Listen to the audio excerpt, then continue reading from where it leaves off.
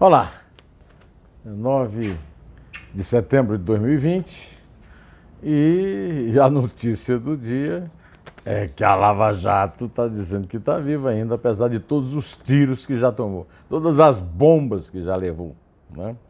O advogado Eduardo Martins, filho de Humberto Martins, o atual presidente do Superior Tribunal de Justiça, está entre os 25 denunciados pelo Ministério Público Federal do Rio na Operação Esquema, sendo que o S é um cifrão, né? S. Também Flávio Zweiter, filho do ex-presidente do Tribunal de Justiça do Rio de Janeiro, Luiz Zweiter. Ana Tereza Basílio, mulher do desembargador André Fontes, ex-presidente do Tribunal Regional Federal da 2ª Região. E Tiago Cedras, filho do ministro Haroldo Cedras, do Tribunal de Contas da União. Um dos principais alvos da Operação Esquema Cifrão S é Roberto Teixeira.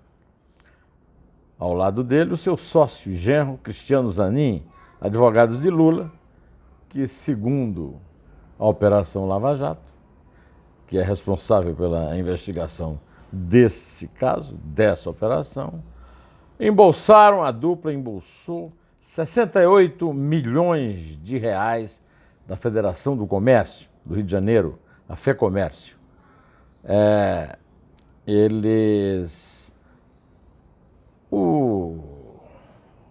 O esquema, né, a operação, né, envolve exploração de prestígio, lavagem de dinheiro e peculato.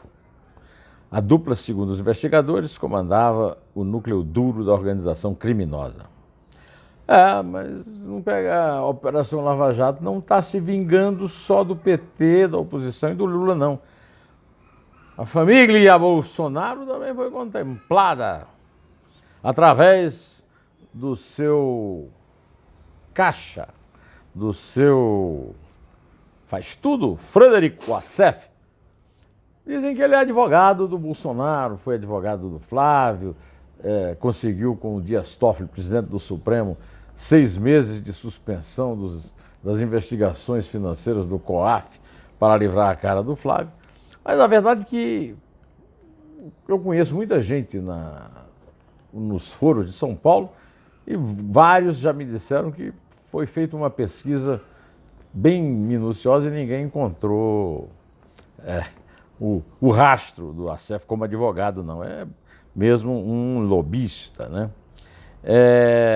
O senhor Eduardo Martins repassou ao ex-presidente da Corte, César Asfor Rocha, o César Asfor Rocha recebeu 42 milhões e 900 mil reais do delator da Lava Jato, que é um dirigente da FEComércio, né? O Eduardo Martins teria recebido 42 milhões e 900 mil de Tiago Cedras, filho do ministro do Tribunal de Contas da União, Haroldo Cedras, que também é alvo das investigações. Ele teria sido recomendado por Sérgio Cabral como vendedor da solução no TCU. Os mandados expedidos todos pelo juiz Marcelo Bretas envolvem também os escritórios da mulher de Sérgio Cabral, Adriana Anselmo. Até advogado Granfini em São Paulo dizendo que ou o juiz manda fazer mandado de busca e apreensão ou o juiz abre inquérito. As duas coisas, uma anula a outra. Isso aqui é nulidade certa. Pule de 10, desse um advogado importante a um amigo meu. Toda essa história se refere ao esquema de Orlando Diniz. Esse é o nome do delator que foi presidente do FEComércio, que é investigado por ter desviado 151 milhões do Sistema S. O Sistema S é aquele sistema SESC, SENAI, que é um sistema que não é público, é privado, é dos sindicatos patronais. Mas o dinheiro é recolhido de empresas para financiá-lo, ou seja, o dinheiro é, digamos, coletivo, não é público, né? A respeito desse assunto, eu conversei hoje com a ex-corregedora-geral da Justiça, a dona Eliana Calmon. A Eliana Calmon é uma das 70 um dos 70 entrevistados dos meus 2 volumes de Neumann Entrevista. O primeiro está para sair aí. Mas agora ela deu uma entrevista bomba à revista Cruzoé. Ela disse a respeito desses rapazes que têm o sobrenome dos juízes, dos ministros do Tribunal de Contas e do Tribunal de Contas da União, são os meninos e estão todos milionários.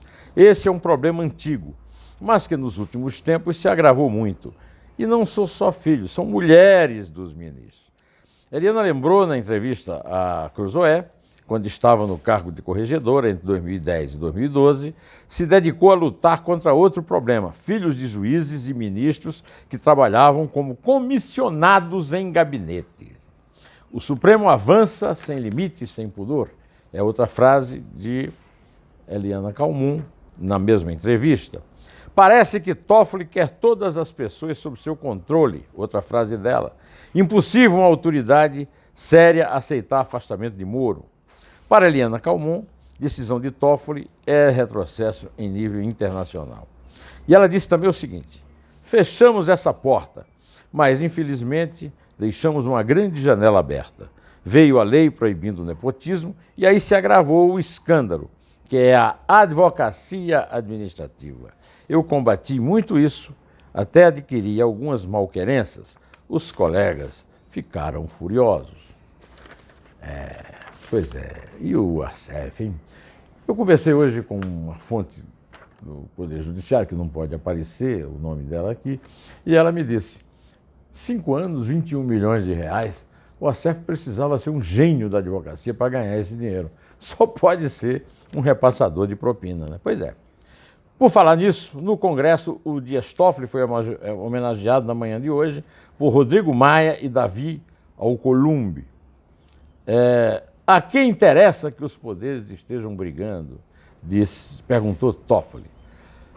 Na verdade, esse pacto a que ele se refere e a que se referiram ao Alcolumbre e ao Rodrigo Maia é o conluio para que os dois, Rodrigo Maia e Davi Alcolumbre, possam rasgar a Constituição e os regimentos do Senado e da Câmara para se reelegerem no começo de 2021. Né?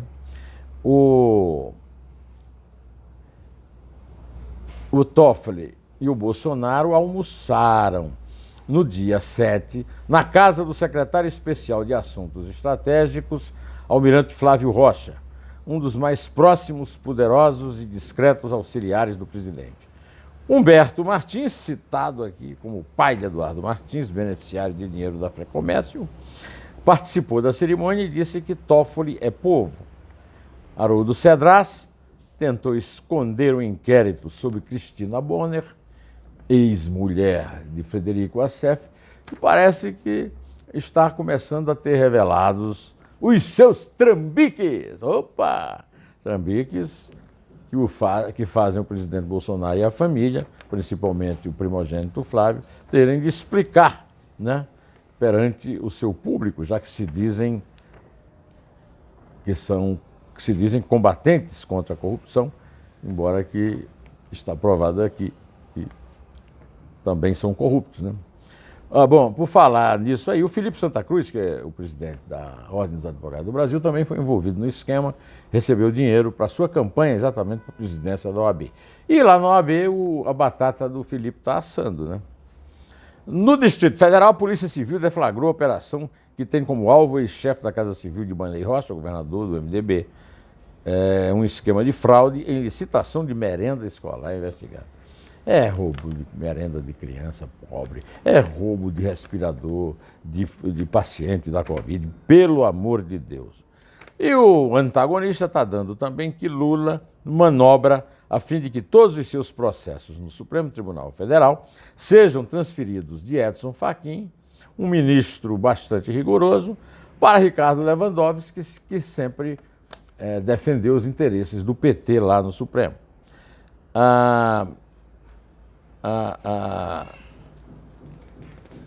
Segundo a Mônica Bergamo, que deu essa notícia na Folha, quando o relator é voto vencido, ele transfere o caso para o magistrado designado para lavrar o acórdão, no caso, Lewandowski. Bom, hoje também temos uma novidade, porque a Flor de Lis Souza, que não foi localizada até agora para fazer a sua defesa numa eventual reunião da Comissão de Ética da Câmara para ver se podem cassar o seu mandato, recebeu em sua casa, no seu apartamento funcional em Brasília, o presidente da Comissão de Ética da Câmara, e pode ser aberto o prazo de 5 dias para que a defesa, ou prorrogado para 10, que a defesa possa apresentar a sua defesa. Até agora, vamos combinar que procurar em Brasília uma pessoa que mora no Rio, que passa o fim de semana e principalmente o feriadão no Rio, não é propriamente querer achar, né? Bom, o Deltan Dallagnol perdeu de 9-1 no Conselho Nacional do Ministério Público e todo mundo discutiu isso. Pode, não pode, é liberdade de expressão, não é? Mas todo mundo esqueceu o seguinte, que Davi Alcolumbre sepultou a fraude na eleição em que ele derrotou Renan Calheiros, que foi o candidato que o Deltan teria prejudicado na disputa eleitoral. Na verdade, não foi o Deltan que derrotou o Renan. O que derrotou o Renan foi a fraude. Mas o Davi Alcolumbre não apenas enterrou o inquérito em cumplicidade com Roberto Rocha, o relator do PSDB do Maranhão, como já está se preparando para dar outro golpe, agora numa reeleição que não pode ter nem ele, nem Rodrigo Maia. Antes de terminar esse nosso encontro desta quinta-feira, eu quero lembrar que uma notícia que está escandalizando nos jornais do Brasil hoje é que o ministro da Economia, Paulo Guedes, disse que o topo do funcionalismo ganha mal. O limite é R$ 39.273 por mês. Você acha que uma pessoa que ganha isso ganha mal? Que é isso, minha gente? Antes de terminar, vendo todos esses apelos que o Bolsonaro fez para os donos de supermercado não aumentarem o preço para serem patriotas, eu me lembrei de uma frase do pensador britânico Samuel Johnson, do século XVIII. Né? Samuel Johnson disse e ficou para a história: o último refúgio de um canalha é o patriotismo. É isso aí. Por falar em canalha e em patriotismo, por que a primeira-dama Michele Bolsonaro recebeu R$89 mil de Fabrício Queiroz e da mulher dele, Márcia Aguiar, em suas contas bancárias em Jair Bolsonaro? Bom, direto ao assunto. Em pé. E só a verdade nos salvará.